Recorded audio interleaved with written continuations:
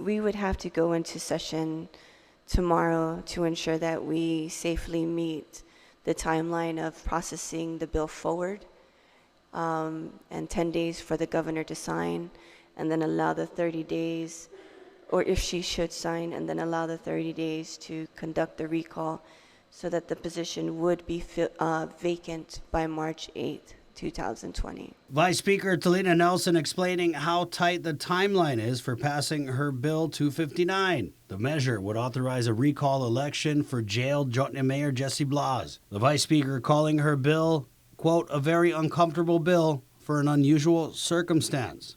Mayor Blas has been in the slammer since September, but he just appointed a municipal planning council, something he failed to do when he wasn't in jail.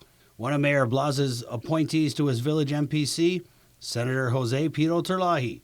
Senator Terlahi going to bat for Blas, who was indicted on bribery and extortion charges relative to allowing drug traffickers to use cluster mailboxes to ship ice into Guam. Senator Terlahi's son, Joey Terlahi, a former prison deputy director linked to Blas by the feds. Joey Terlahi abruptly resigning the day after Blas's arraignment hearing, his name mentioned by federal agents in that hearing. Today, Senator Pito saying, let the court case play out. Let the court decide. You know, we live in a democratic society, so what is the problem with waiting for the court to let the court decide before going into this 259? Jotna resident Kiko Heighton had been behind a recall petition, but he said residents were scared to sign it. It was revealed in Blas's court hearings that a federal informant said the mayor threatened her, saying he had connections in law enforcement. Heighton, who has said he may run for mayor, asked senators why they didn't act sooner to deal with issues surrounding Blas in the mayor's office. You are the lawmakers. Is he breaking the law or not? Make me understand.